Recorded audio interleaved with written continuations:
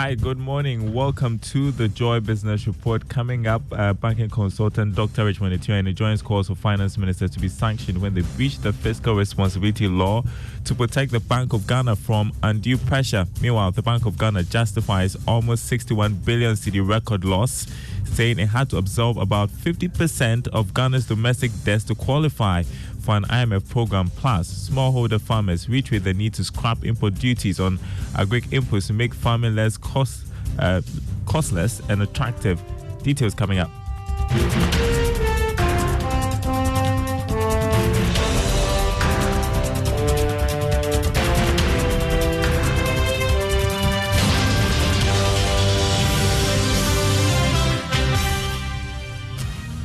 My name is Darukwa. Thanks for joining us this morning. Hello to our friends from Koforidua listening on KTU Radio. First up, this morning, there are growing calls for finance ministers to be severely sanctioned anytime they breach the Fiscal Responsibility Law to serve as a deterrent.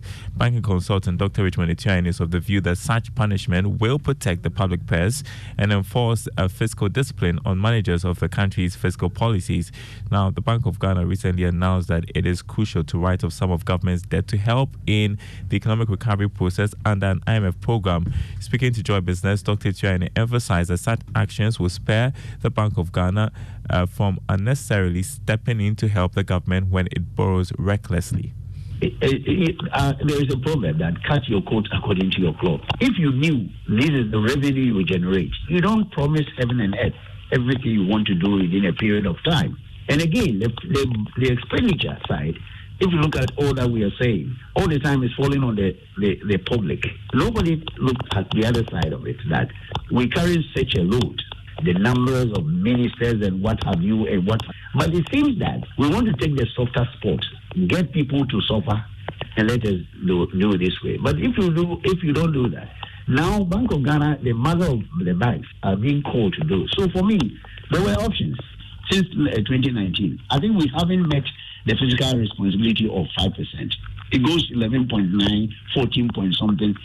All the time we are spending more than we can generate. You heard banking consultant Dr. Richmond Otuahene.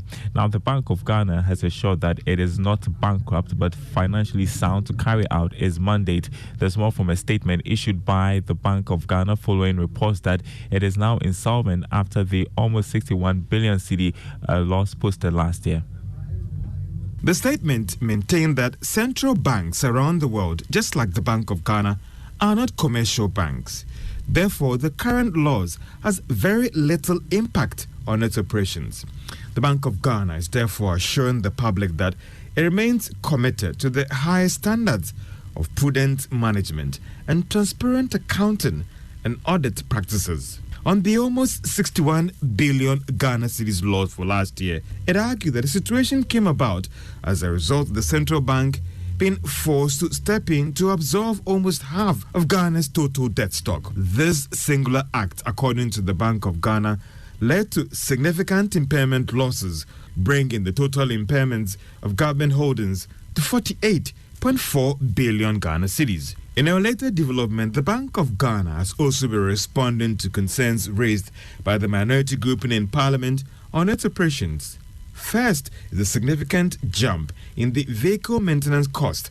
Here, the Bank of Ghana says it covered all its fleet of vehicles around the country and not just the headquarters, as well as related costs when it comes to insurance and fuel expenses. On the issue of waiver and write-offs without recourse to Parliament, the central bank insists all the necessary approvals were sought from Parliament through the 2023 budget, which was collectively approved by the House.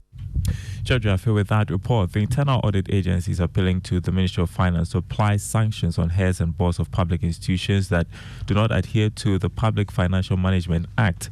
According to its chief executive, Dr. Eric Odro-Osai, such a move will help control government expenditure to prevent budget overruns.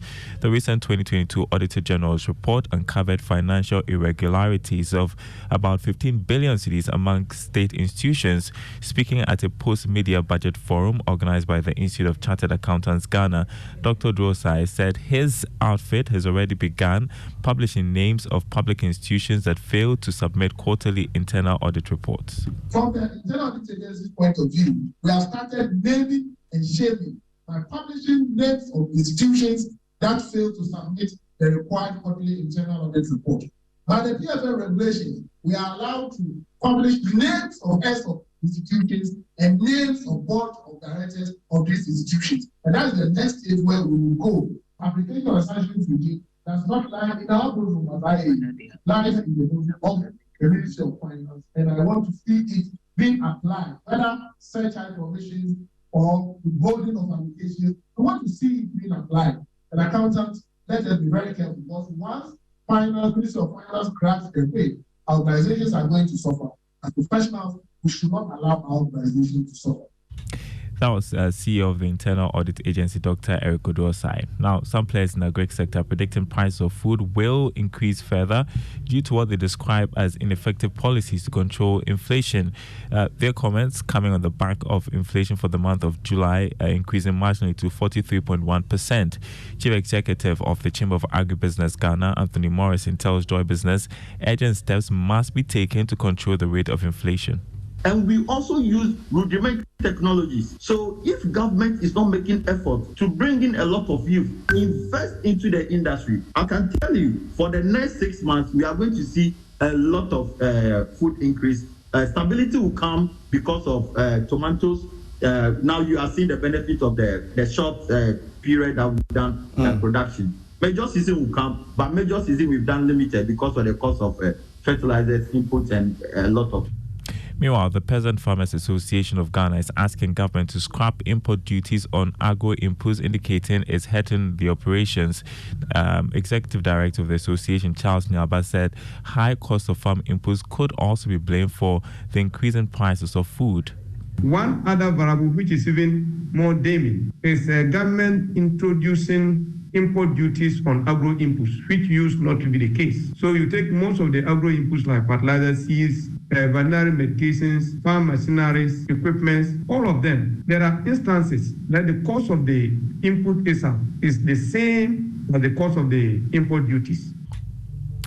Charles Nyaba, Executive Director of the Peasant Farmers Association of Ghana.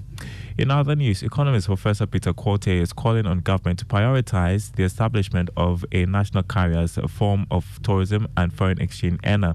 According to him, the national carrier can be used as a tool to attract investors and also boost tourism.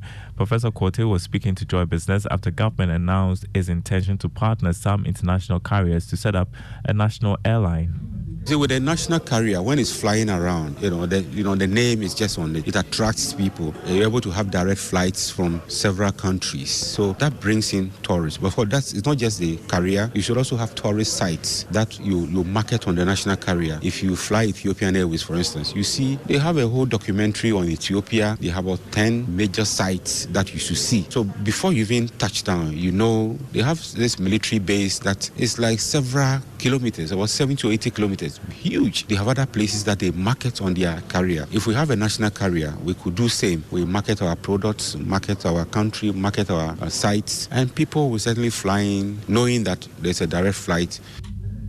Professor Peter Korte is an economist. Now, as online transactions are growing in the financial sector, so are fraudulent activities equally on the rise. According to board chairman of ZPay Ghana, Daniel Jima, the SIM card registration and the Ghana card are helping to trace and minimize fraudulent activities. He was speaking at the annual general meeting of ZPay.